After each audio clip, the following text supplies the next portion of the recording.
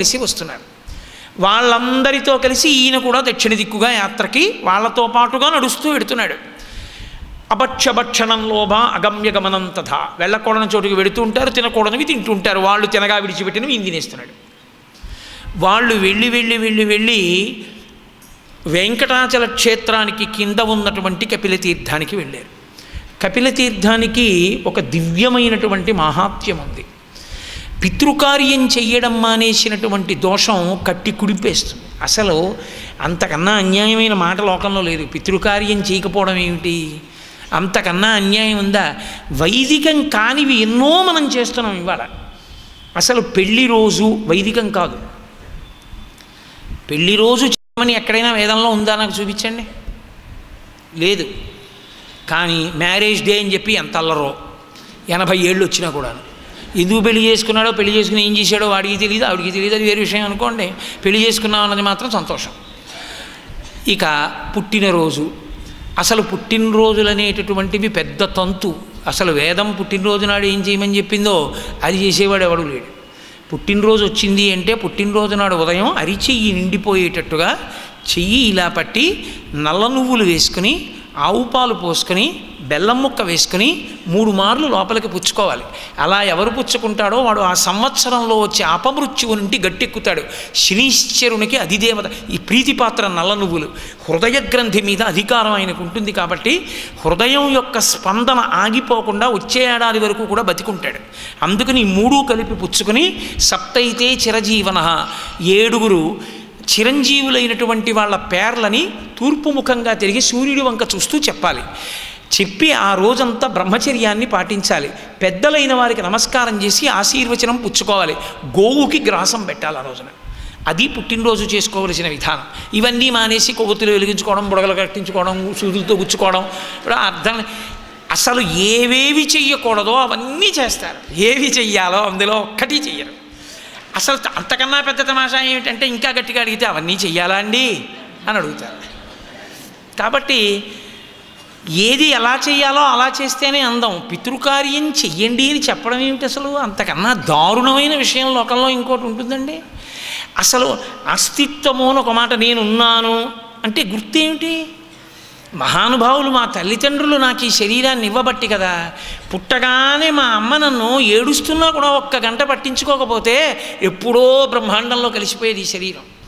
ఎన్ని మాటలు నా తల్లి నా గురించి ఉపవాసాలు చేసిందో, ఎన్ని మాటలు ఒళ్ళో పడుకోబెట్టుకుందో, ఎన్ని మాటలు వెంకటాచలం దర్శనానికి వెడుతూ చుట్టూ మగవాళ్ళు ఉన్నా కూడా నేను ఏడిస్తే స్తన్యం ఇచ్చి పాలు పట్టి నన్ను పెంచి పెద్ద చేసిందో, నాకు గోరుముద్దలు పెట్టిందో, నాకు ఒళ్ళు వేడెక్కితే నా కోసం దేవాలయాలకి ప్రదక్షిణం చేసి ఉపవాసం చేసిందో, నా తండ్రి ఎన్ని భోగాలు పరిత్యజించి డబ్బు దాచి నన్ను ఇంత వాణ్ణి చేశారో, ఆయన చేసిన ఏ పుణ్యం ఇవాళ నన్ను ఇలా కూర్చోబెట్టి 4 మంచి మాటలు మాట్లాడిస్తోందో, ఏ మహానుభావుడి పేరు చెప్పుకుని నేను ఈ లోకంలో అన్నం తిని బతుకుతున్నానో, అటువంటి తల్లిదండ్రులు శరీరం విడిచిపెట్టిన రోజు గుర్తు పెట్టుకుని తద్దినం పెట్టని కృతజ్ఞుడమైన నీతోనే స్నేహం చేయనా? నిన్ను నేను నమ్మనా? శరీరం ఇచ్చిన తల్లిదండ్రులే నువ్వు గుర్తుపెట్టుకోలేదే, నిన్ను నేను ఏ రకమైన బంధుత్వంతో పిలవాలి? నీతో నేనేమని స్నేహం చెయ్యాలి? ఏ కారణానికి నీకు నాతో అనుబంధం ఉందని నేను మాట్లాడవలసి ఉంటుంది? నీ అంత కృతజ్ఞుడు ఇంకొకడు లేడు. నీతో సంబంధం నాకు అనవసరం. ఇంటి నిండా పటాలా, అమ్మా నాన్న ఫోటో లేదా, అలోమని ఏడవరు. నువ్వు చూపించిన విద్య నీ తల్లిదండ్రుల వరకు అనుకోకు, నీ కొడుకు చూస్తున్నాడు, నీకు పడుతుంది ఆ ప్రారంభం, అప్పుడు అనుభవంలోకి వస్తుంది. కాబట్టి పితృకార్యం చెయ్యమని ఒకళ్ళు చెప్పడం ఏమిటి? పరమభక్తితో చేయాలి. మహానుభావుడు ఎంత కష్టపడి పెద్ద చేశాడో ఆయన శరీరం పడిపోయిన రోజు ఇవాళ నేను అత్యంత శ్రద్ధాభక్తులతో నాన్నగారిని స్మరిస్తూ, నాన్నగారి మర్యాదని స్మరిస్తూ, నాన్నగారికి కొడుకునై పుట్టినందుకు నేను బొటనవేలు మించి విడిచిపెట్టిన జలధార కదా ఆయన తాగేది, ఆయన సంతోషించేది ఇవాళ మధ్యాహ్నం అని పెట్టినవాడెవడో వాడు ధన్యాత్ముడు. ఇప్పుడు తండ్రికి తద్దినం పెట్టి వాడికి గౌరవం అండి. పూజ ఎవడు చేశాడో వాడు పూజనీయుడు. మీరు ఎప్పుడు గుర్తుపెట్టుకోండి. పూజ చేసి ఈశ్వరుడికి గొప్ప కాదు, ఎవడు పూజ చేశాడో వాడు పూజనీయుడవుతాడు. ఒక్కటే గుర్తు, నాకు మీరు ఉపకారం చేశారు ఏదో, నేను మీరు కనపడ్డప్పుడు అయ్యా మీరు నాకు గత సంవత్సరం వచ్చినప్పుడు అంత ఉపకారం చేశారు, నేను జ్వరంతో ఉంటే ఓ నేను డాక్టర్నండి అని నన్ను పిలిచి పక్కకి తీసుకెళ్ళి పరీక్ష చేసి మందులు ఇచ్చారు, అంత ఉపకారం చేశారు, నాకు జ్ఞాపకం ఉంది, చాలా సంతోషం అన్నాను అనుకోండి. ఇప్పుడు నేను కృతజ్ఞతని ఆవిష్కరించడం చేత ఆయన ఏమంటాడంటే, ఎంత గుర్తుపెట్టుకున్నాడండి ఏడాదైనా, ఒక్కసారి టెస్ట్ చేసి ఓ పారాసెటమాల్ ట్యాబ్లెట్ ఇచ్చినందుకు ఎంత గుర్తుపెట్టుకుని కృతజ్ఞత చెప్పాడండి. పూజించడం వల్ల పూజనీయత పెరుగుతుంది. మీరా గుర్తొచ్చింది ట్యాబ్లెట్ ఇచ్చారు ఏడి ఇంతోటి ఓ పారాసెటమాల్ ట్యాబ్లెట్ ఇచ్చినందుకు అదొకటి పెద్ద గుర్తుగా చెప్తున్నారని నాకు అన్నాను అనుకోండి, ఓరి కృతజ్ఞుడా అనుకోరు. ఇంతోటి దానికి నువ్వు పెద్ద ప్రవచనం ఒకటే అనుకోరు. పూజనీయత దేని వలన వస్తుందంటే పూజించడం వల్ల వస్తుంది. పూజించినవాడు పూజనీయుడు, పూజించని వాడు పూజార్హుడు కాడు. నీ తల్లిదండ్రులకే తద్దినం పెట్టని నీకు పూజార్హత ఎక్కడిది?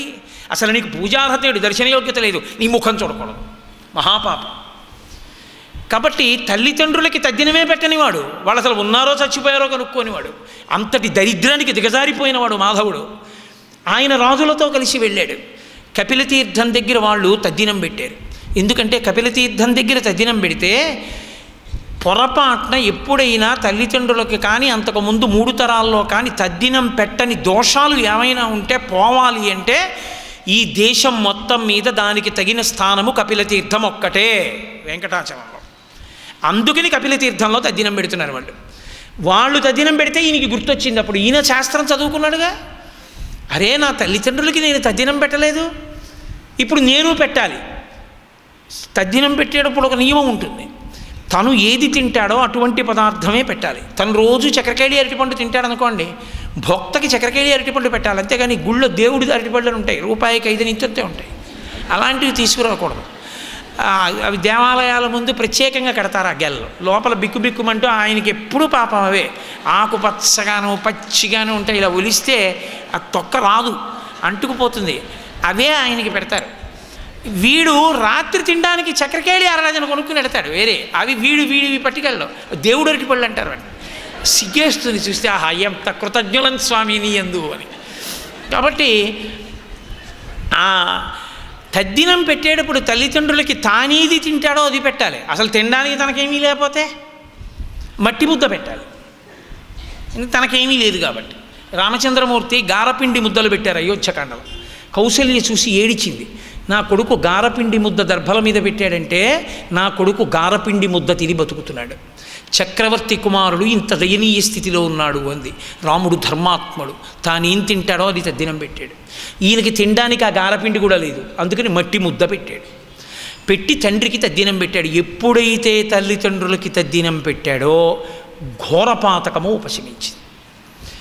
ఇప్పుడు ఏదో వాళ్ళు తిని విడిచిపెట్టేసిన పదార్థం ఏమైనా ఉంటే ఆ పదార్థం తిన్నాడు. వాళ్ళందరూ కొండెక్కుతున్నారు, ఈయన కొండెక్కడం మొదలుపెట్టాడు. కపిలతీర్థం వెంకటాచలంలో మహాద్భుతమైన క్షేత్రం. ప్రత్యేకించి కపిలతీర్థం యొక్క శక్తి ఏమిటో తెలుసా అండి?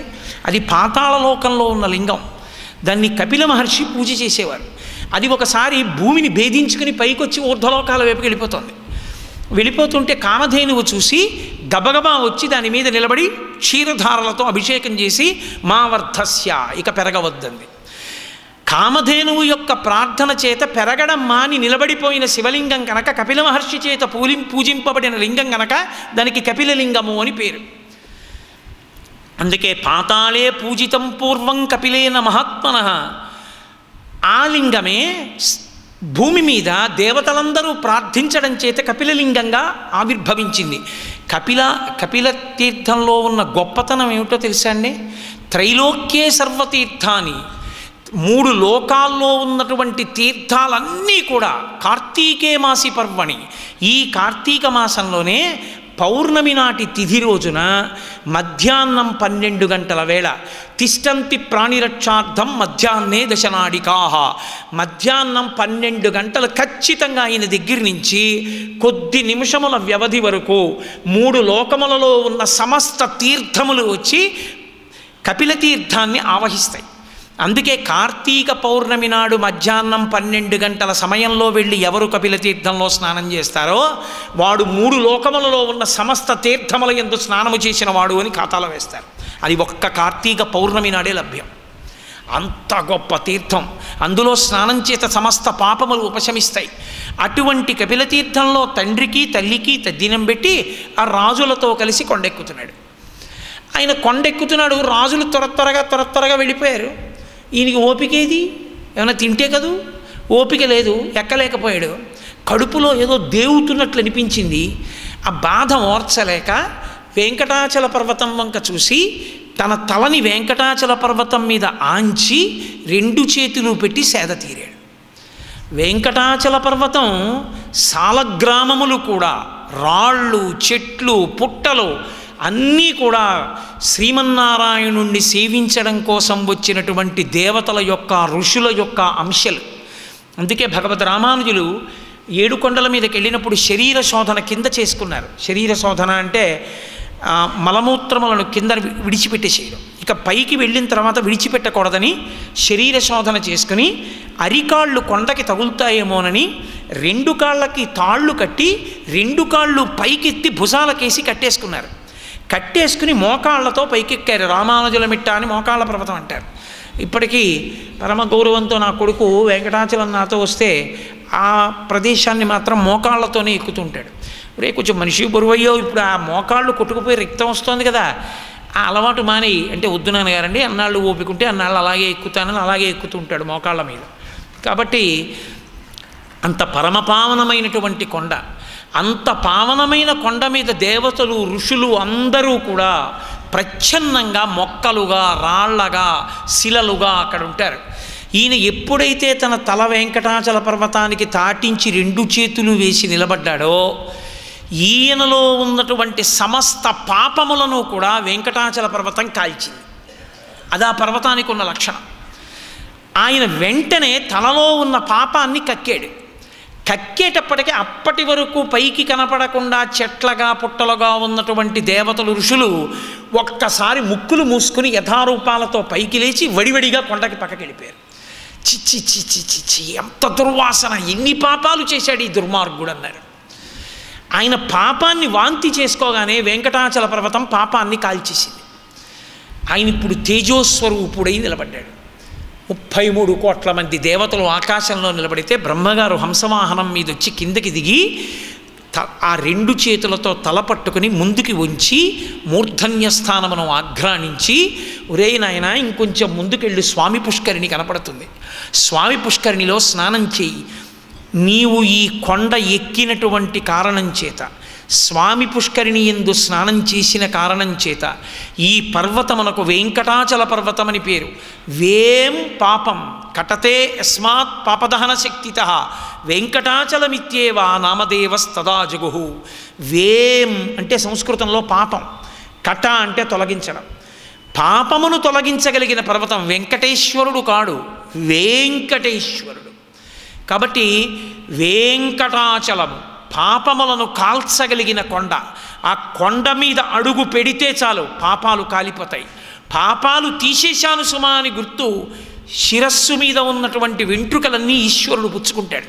అందుకే అంటే శుక్రవారం అండి తలనీలాలు ఇవ్వచ్చా, దీపాలు పెట్టాక ఇవ్వచ్చా అని ఉండదు. నీ పాపాలు ఇచ్చేయడానికి ఎప్పుడైతే నీకేమిటి అభ్యంతరం, పుచ్చుకునేవాడికి ఉండాలేమో కానీ అది కళ్యాణ కట్ట, క్షవరశాల కాదు.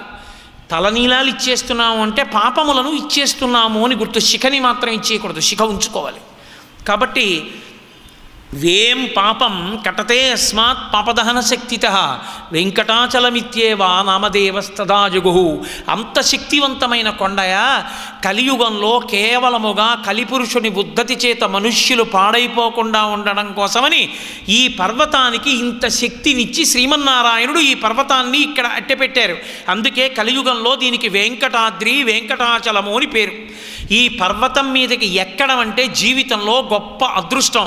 అందుకే తిరుపతి యాత్ర చేసినటువంటి వాళ్ళు వెంకటాచల పర్వతం మీదకి వెళ్ళేటప్పుడు, కొండ ఎక్కేటప్పుడు తిన్నగా ఎక్కరాదు అని నిషేధం. స్కంద మహాపురాణంలో ప్రత్యేకమైనటువంటి ప్రార్థన, ఒక ప్రార్థన ఒకటి చేసి పైకెక్కాలి. మీకు ఆసక్తి ఉంటే ఆ ప్రార్థన మీద నేను వచ్చినప్పుడు నాతో పాటు ఖాళీ ఉన్నప్పుడు చదువుకుందామని స్కాంద పురాణం తెచ్చుకున్నాను.